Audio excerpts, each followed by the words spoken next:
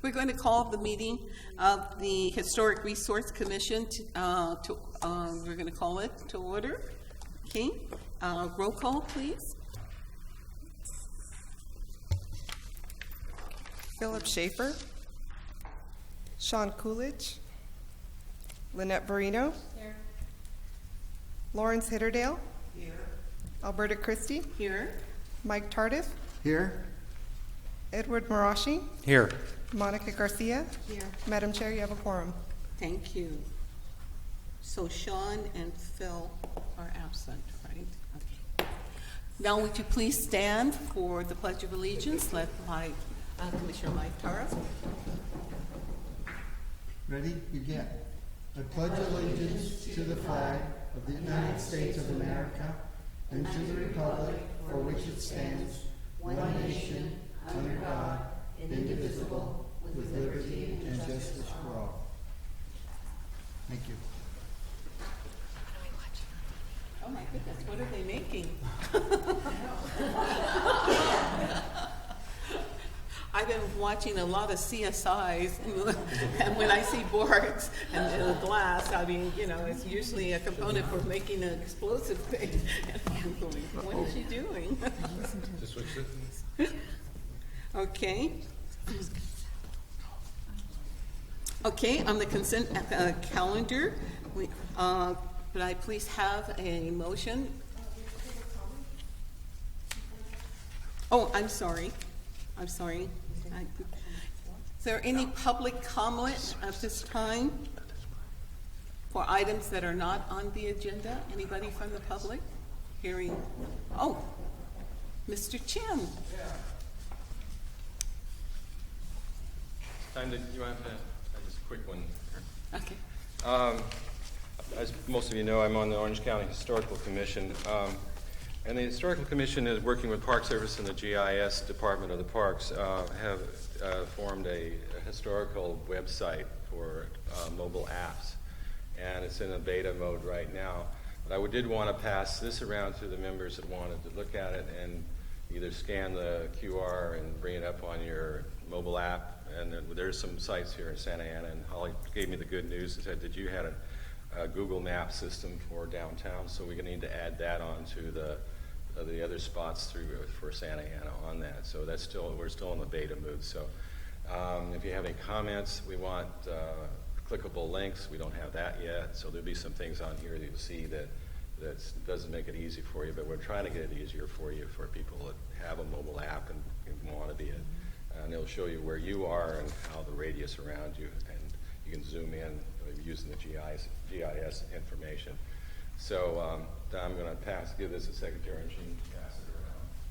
And if there's any comments later on, you can hold me. Thank you. Is there any comments or questions? No? If I may make a personal comment, Madam Chair, I'd just like to say hello to Phil. I haven't seen him in a long time. Yes, yeah, it's been a while since we had a few meetings, yeah. Good to see you. Good to see you too. Thanks for coming. Yeah. Okay, now that we can go to the consent calendar. And on the consent, may I have a motion to approve the minutes? Madam Chair, I'll move approval of the minutes. The consent calendar. Sorry about that. Okay. I'll second. Okay. Moved by Commissioner Barino, second by Commissioner Tardif. The consent calendar. All those in favor say aye. Aye. Aye. All opposed? Okay, absent would be Commissioner Coolidge and Commissioner Schaefer. Okay, that's the end of the consent calendar. Next is our Historic Resource Commissioner training. Ms. Stock.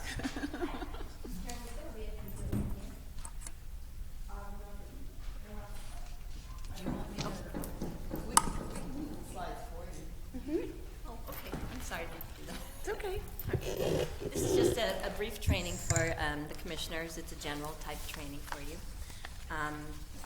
Today we're going to talk about your role as the Historic Resources Commission in a city manager form of government. So you might wonder, why do you need this training? The idea is that we're going to implement the best practices because we all want a high-functioning city. You, as commissioners, have a higher profile. Most of you did not receive training. You had to jump in and swim. The idea is you have to learn about recommending policy versus making policy. The council may need your input, but will not always agree with your input. Achieving good communication and establishing expectations is key. And great commissions like this commission make great communities happen. What must a good commissioner know? You need to understand that commission meetings are open and public pursuant to the Brown Act. You need to understand your authority, duties, and roles as commissioners for the Historic Resources Commission, as well as legal and ethical considerations.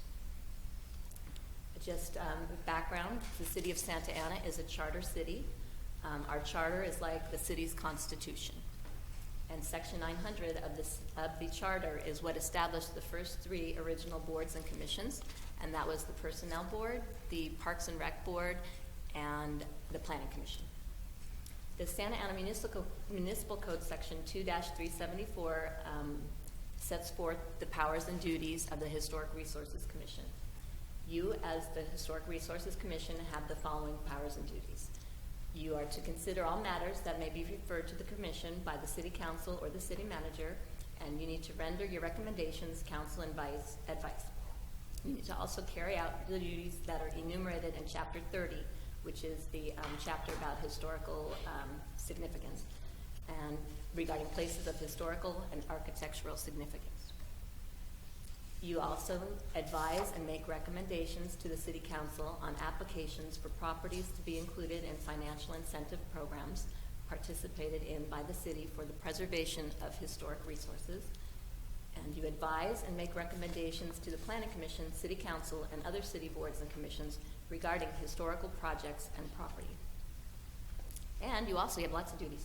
Recommend to the City Council policies and regulations regarding the protection, reuse, and rehabilitation of historical property. You also recommend programs for the protection, retention, and reuse of historical resources, including utilizing federal, state, local, and or private funding sources such as Mills Act contracts and State Historic Building Code. And lastly, you recommend to the City Council programs that confer recognition upon the owners of designated historic resources and encourage public understanding and involvement in historic and architectural heritage. What are the characteristics of a great commissioner? You need to be balanced, which is level-headed and practical, not overly opinionated. You need to be skilled, understand your community, committed to historical resources, which you all are by serving on this commission. You need to have no conflict of interest, not be tied to special interests. You need to be objective, knowing the difference between fact and opinion, and you need to have sufficient free time to be engaged and prepared to serve on the commission. As a commissioner, you are a public official. While you remain an individual with your personal rights, you are a public official representing the city of Santa Ana and not necessarily your own personal views. So, communication procedures. When to approach staff, who do you ask and when? So if you have questions about anything that's on an agenda, we would appreciate if you would provide those questions to staff prior to the meeting instead of right here putting someone on the spot. That when you're on the commission serving up there, you need to give others the opportunity to speak and do not lecture. You have to remember that all members of the commission have equal rights, and you need to refrain from side discussion with fellow commissioners. Relationship with the staff. City staff may work with you as commissioners, but the city staff, is still accountable to the city manager. It is not within your authority to tell the staff to prepare an amendment to the Santa Ana Municipal Code, how to approach an issue, or how to process an application. Your recommendations should be shared with the council member who appointed you, or the commission can make a recommendation as a whole to the city council. The Historic Resources Commission acts in an advisory role. An advisory means that you make recommendations to the city council, but the council always has the final say.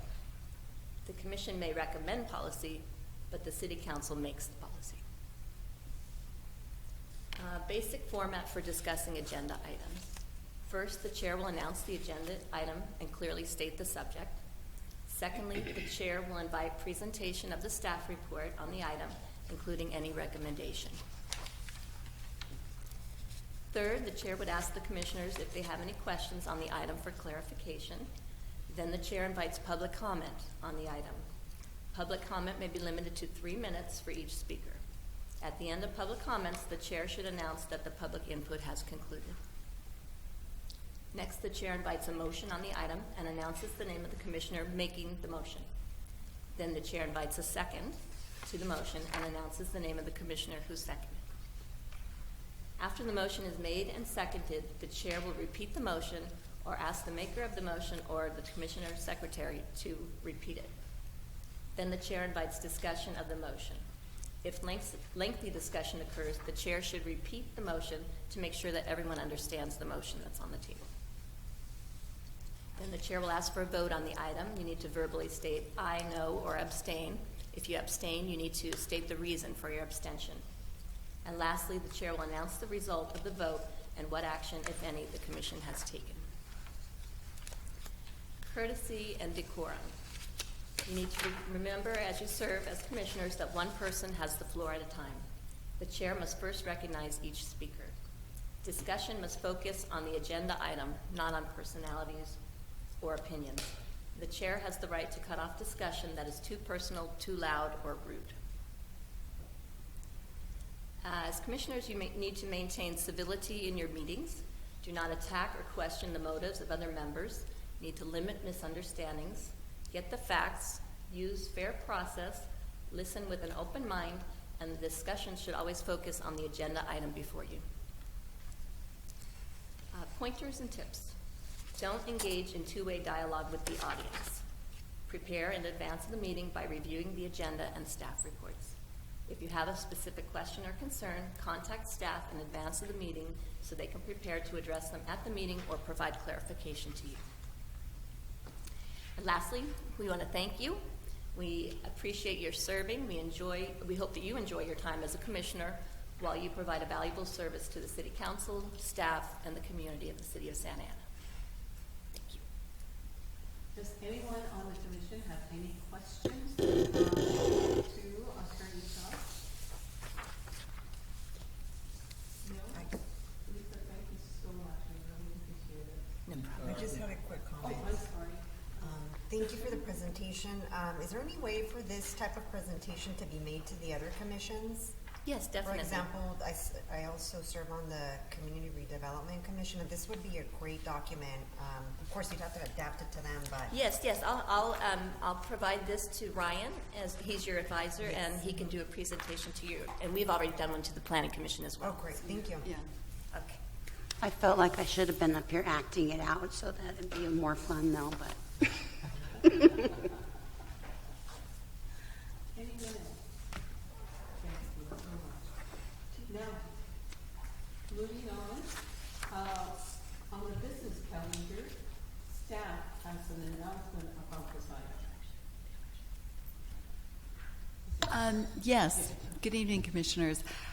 We are not going to be having an election today because when we were going through and updating your bylaws, we discovered that the charter specifically states when you have to have your elections, and they're in July.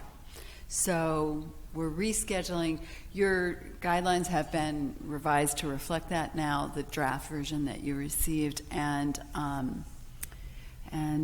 we're rescheduling the elections for July. Thank you. I thought I had the shortest term of any chairman on the commission. But thank you so much for asking me. And they did make a copy of the bylaws for each commissioner to have with me going. And with that, next is item number 3 regarding there's a revision in the bylaws for us to take under the machine. And do I speak to that or who speaks to that? I'd like to just review a few of the changes that are in the bylaws. They're predominantly the same. We've reformatted them so that they're similar to, so that yours and the historic and planning commissions are very similar. Actually, what triggered the whole update of the bylaws was that your bylaws said you were meeting monthly, and we needed to change that because we're not meeting monthly, we're meeting quarterly. So that was what what precipitated all this. But a few of the things have changed. We corrected the time and the place. We reflected we changed the way that you take public testimony, very similar to how you actually do it instead of the way it's said in the bylines. So you're consistent with that. The only thing that we would like to talk to you a little bit about is we are changing your bylaws. Previously in the bylaws, it stated that you could only abstain if you had a conflict of interest, and it wasn't conflict of interest in the general sense of the word, but it was in a conflict of interest based on the public government, the government code, right? And that's a really narrowly defined conflict. That means that you have a conflict because you would gain money from a decision that you would make. You have to have a financial or fiduciary benefit from that. Thank you. And realistically, there's lots of times that you may not want to take a vote on something. One of the planning commissioners at a recent meeting, he hadn't been at the meeting before. He hadn't been appointed, and he didn't want to vote on the minutes for the preceding meeting. So that's a reasonable reason to abstain from voting on something. You may be related or a neighbor of an applicant, and you may have no impact whatsoever. You may not gain financially in any way be affected, but it may be uncomfortable for you to vote on that item. So to give you the flexibility to be able to abstain from an item in which you are uncomfortable, you have to, of course, state the reason for it, but we wanted to give you the flexibility for that. So Section 8 on page 4 is modified to reflect that type of view. And one of the issues that came up at the Planning Commission was a question on whether or not what standard the City Council held themselves to. And yes, they do hold themselves to the government code standard of fiduciary, but they also allow themselves to abstain when there could be a perceived conflict of interest as well. And that is what this language is giving you. And for the planning commissioner here, we'll probably bring back this section to you at your next meeting. So anyway, that concludes staff's presentation. If you have any questions of us on the bylaws, I sit ready to answer those questions. I just have one. I was trying to go through this real quickly. Isn't it, and here it's supposed to change from monthly to quarterly for us? Yes, and that's on page 1, under meetings, on the first 1A. It says the first Thursday in January, April, July, or October. It's kind of confusing. Can I ask a question about that date also? And it's for Holly specifically. I know that Mark had a discussion with you and talked about maybe shifting it to February and then ending in November so that applicants and everybody else has a chance to work through it at the beginning of the year. Is that going to be reflected in the bylaws, or we're going to keep it this way? What would you see doing? The bylaws before you have it at January, April, July, and October. And that was that was brought up after the bylaws were actually drafted. If it's something you would like to consider tonight, you can make a motion to shift the bylaw dates from the dates in, make a motion to adopt the bylaws as recommended with the following change. I have a question because Maria Kristen sent me the whole council thing on changing, as far as things with our bylaws, and it had to go back to the city council for approval. On that, as far as, because they had all of them being approved from, meeting times of, excluding, I think it was the Human Relations Commission and some other commissions. There are some, That they had, and then also the meeting times, because it was a staff like this that was brought before the city council, to amend, I guess, the charter for the meetings and so forth, but it had to go before the city council and they had to approve everything. there will be, there are some conflicts between how we operate now and what it says in the municipal code. And we are looking at doing an amendment to the municipal code to be to make everything consistent, to be consistent between our bylaws, how we operate. That's probably the most important factor, how we operate our bylaws, and then the municipal code. That's not what's before you tonight, though. Her action, the action that she will take, will be cleanup for consistency purposes. But tonight, we're proposing the bylaws that we're looking at that are before you. Yeah, because that's the one that the city council and everybody had approved. What I'm saying, when they, had all of this, I think they had a special commission to go through with the city council members and so forth, to go through and look at all the commission boards and when they're going to meet, and it was a long process for them. It will be, And, yeah. and everything, and this one that you're giving me tonight, as far as saying, for our bylaws, was consistent with what was passed during that year.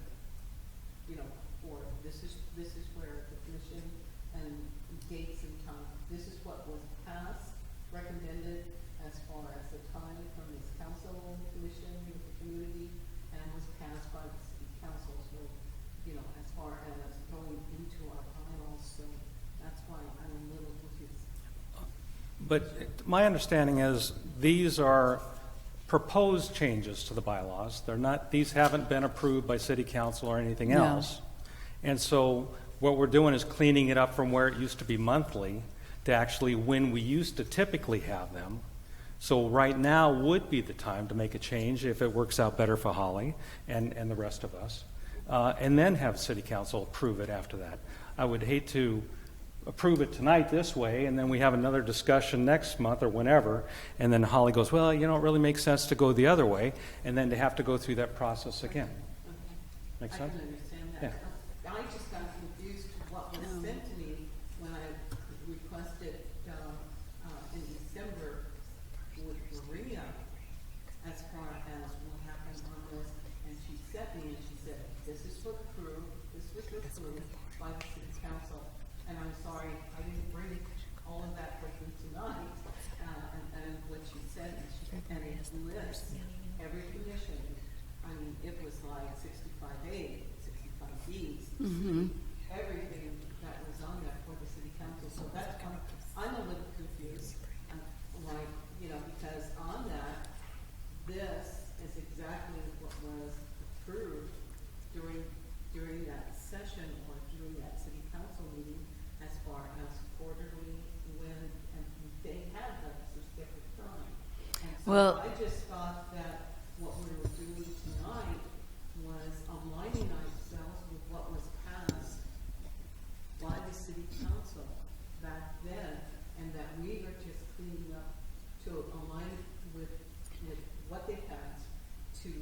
have to get to clean up ours to Well, mirror what that. they have not passed their amendment, and I believe that they are going to be doing that universally. They have a number of commissions that don't meet on the date that it says in the municipal code. And she was the one that actually brought it up to us about how we needed to change our guidelines or to reflect what we're doing. And so then she was the one who brought that forward. And so they are going to be looking at it for all their commissions. But what we need to work on and need to focus on tonight is to get our bylaws for the Historic Resources Commission to be consistent with what we do and what we want to do. And after that, it goes to the city council, and they will clean it up. And if they don't like what we're doing, I am sure they will tell us.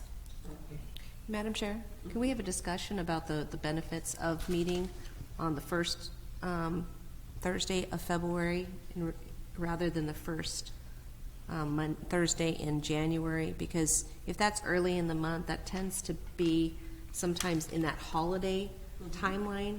And so it sounds to me like Mark had something going there by proposing that the first meeting of the year be in February.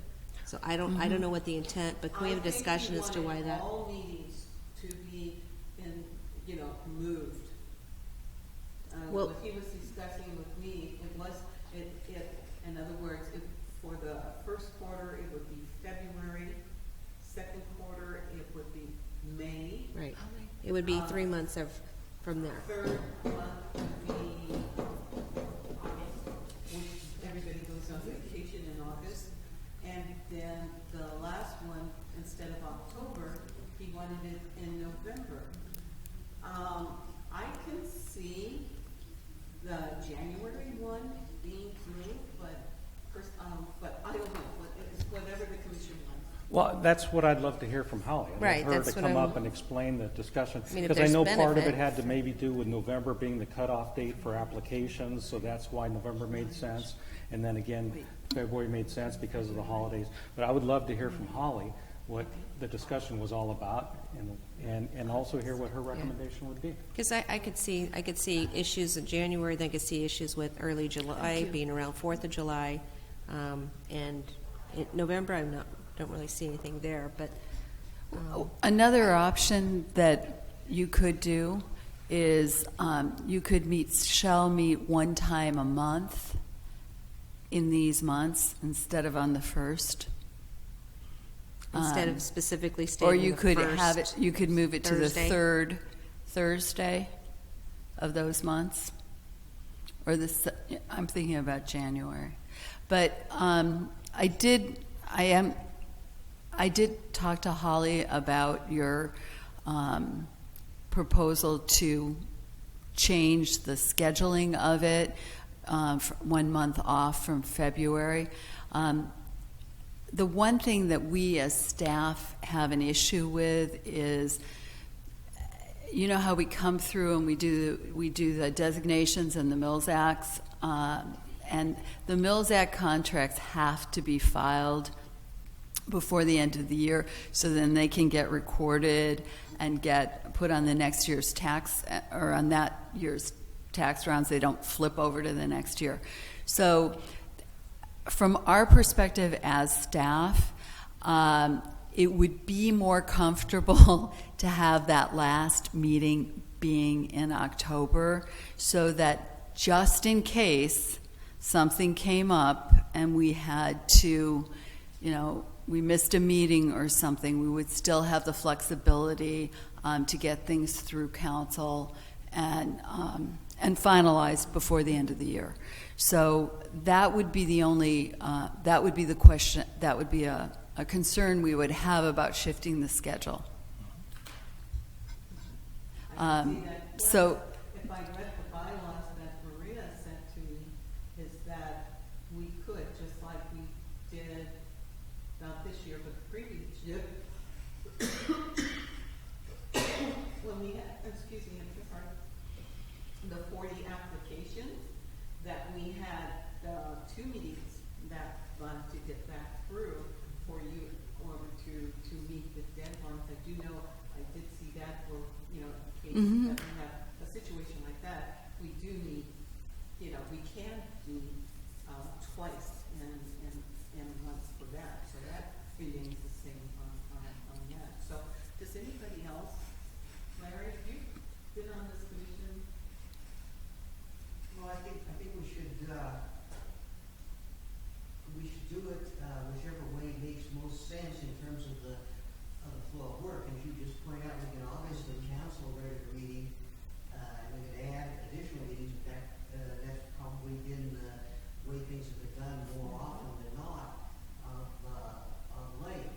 I think I understand the argument about having the last stated meeting in October, so that if it was stated as November, and if something went wrong, it would be maybe into December when we have the meeting, it would be too late. So we want to have the last stated meeting in October. I'm still not clear about whether we want to have the first stated one in February or not, in terms of the flow of work. In terms of the flow of work, having it in February does not impact us. The date that is critical, the meeting that's critical for us is that October meeting. Okay. So you could do one of two things if you're concerned, and I'm with you on the holiday thing, because that first meeting in January can be very early. So there's 2 ways of approaching that. You can shift those first 3 meetings over 1 month to February and stay with the first Thursday of the month, or you could elect to have the meeting on a different Thursday of the month. So you could elect to have it in January, but on the 3rd Thursday, and always have it on the 3rd Thursday of every month. Planning Commission meets when? Is it the 2nd and 4th? Yeah, but those are Mondays, so there's that's not a conflict There's no whatsoever. conflict. But, so could we maybe just, I don't have a problem if we stayed within this timeline, but maybe we could just move the January meeting? Yes, Just we move could that to the second Yes, we week of could do it. January, and then leave the first Thursday for April, July, and October? Okay. Yes. The Planning Commission shall meet quarterly on a we could also just say on a Thursday in January, April, July, and October. And then by tradition, we would always have it on the first except for on January. And everyone would know that. Yeah. Yeah. And I that like could that. just be our procedure. Yeah, there's Sure. more flexibility there too, if you're just saying Thursday in those months. Right. Yeah, okay. So are you, I'm sorry, I'm blanked out on your name. Oh, my first name is Candida. Candida. Candida. I'm sorry, I'm having a senior moment, really. Next month I'll be 17. I just turned my age around. 71 to 17. So please forgive me, okay? So, Candida, so the meetings, okay, we're looking at the bylaws, shall be held quarterly on 8th Thursday in January. Is that what you want to change? Or? Shall meet quarterly in January in those 3 months on a Thursday at 4:30 p.m. That would be my suggestion. Quarterly on a Thursday. In January, April, July, October. On a Thursday. In January, April, July, and October at 4:30 p.m. January, April, July, and October. Which is put in the first sentence instead of on the first, put on a Thursday in Right. January, April, July. Quarterly on a, yeah, that's what I have.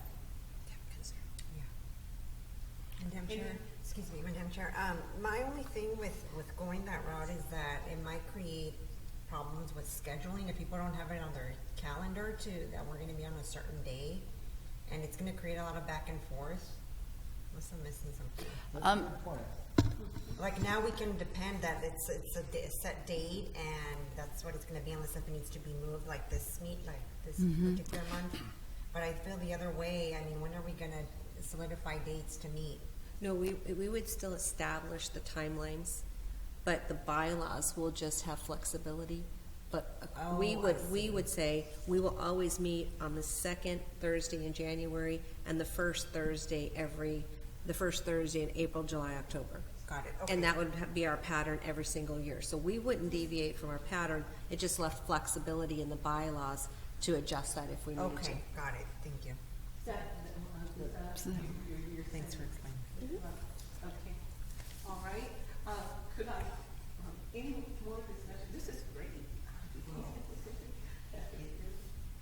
I guess maybe this is a moot point now, but I was concerned about another sentence in this same subsection 1A, which said, in the event a regular meeting falls on holiday, the meeting should be held the next business day. And usually that's not been our practice. I think the 4th of July is the one holiday that could be on Thursday, and what we did, I think, was put it the week after that. But if we're not specifying which Thursday it's going to be, in a sense, we don't really have a regular meeting day. I don't think whether we need this sentence at all. I think we need to eliminate that sentence. Yes. Because, to be truthful, that would be a very difficult, we wouldn't necessarily have the council chambers on that day because they're often scheduled with other meetings. So Yeah, we are. And that wouldn't be a Friday. Okay, so this, in the event, so we'll just. Strike that whole res- Cross that sentence out. In the event, the next line, and the third line too, as concerned. Okay, so it now reads, okay, the Historic Resource Commission shall meet quarterly on a Thursday in January, April, July, October, at 4:30 at the city council chambers, blah, blah, blah, blah, okay? A regular meeting may be adjourned at a time and place designated by the chair. So we Yes. have that, right? Mhm. Okay. Any other concerns while we have the bylaws here?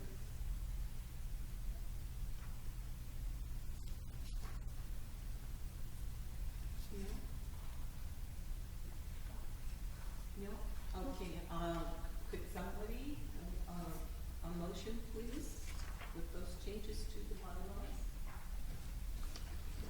Madam Chairman, I make a motion that we adopt the bylaws as written here, with the exception of changing Section 1, Part A, to read, "The Historic Resource Commission shall meet quarterly on a Thursday in January, April, July, and October at 4:30 p.m. at the City Council Chamber, 22 Civic Center Plaza, Santa Ana, California. A regular meeting may be adjourned to a time and place designated by the chairperson." Second. Second by Commissioner Barino, moved by Commissioner Marashi, second by Commissioner Barino. Any discussion? All those in favor, please say aye. Aye. Aye. Aye. Motion passed unanimously with the absence of Commissioner Schaefer and Commissioner Coolidge. Thank you. Okay, and we need to excuse the absence of Commissioner Schaefer and Commissioner Coolidge. Is there a motion, please? So moved. Moved by Commissioner Tara, and second? I second. Second by Commissioner Garcia. All those in favor say aye. Aye. No opposed. Votes unanimous with the absence of Commissioner Coolidge and Commissioner Schaefer. That sounds dumb. Just right. Just right. Okay. Thank you. Are there any staff member comments I wanted to introduce a new planner that is going to be starting to work on historic preservation. He had to leave, but he'll be helping Holly out, and we're really, he's been with the city for about 3 years now, but he has expressed an interest and excitement for historic preservation. So you will be seeing him in the future. His name is Ivan Orozco. Ivan Orozco.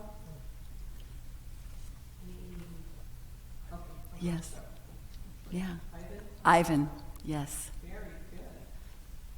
Well, thank you. Okay, any other staff comment?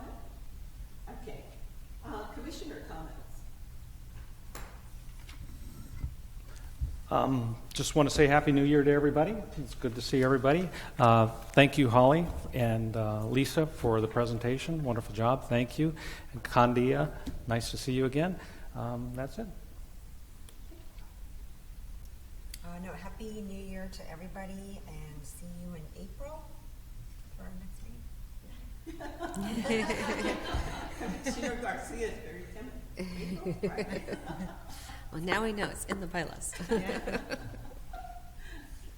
I have no comments, thank you. No comment. Well, I'll say Happy New Year and thanks for the work that went into both of the items tonight, the presentation and the bylaws. I know this is very difficult and tedious to prepare, so thanks. I just, we're sorry, we lost our friend to the planning commission, Commissioner McLaughlin, but we want to wish him well. You tell him hi for all of us. I will. Okay. And also, I'm on the foundation board for Santa Ana College, and I've got some flyers here. As you know, this is our 100th year anniversary celebration. So one of the things that we're doing to continue on to promote the college, and especially since we got the $5 million from the state of California, when we're only, one, to go there. We beat out UCLA for those funds. We really beat out some heavy, heavy colleges, and they gave it to us, okay? We've already given $1 million to UCI, which is natural.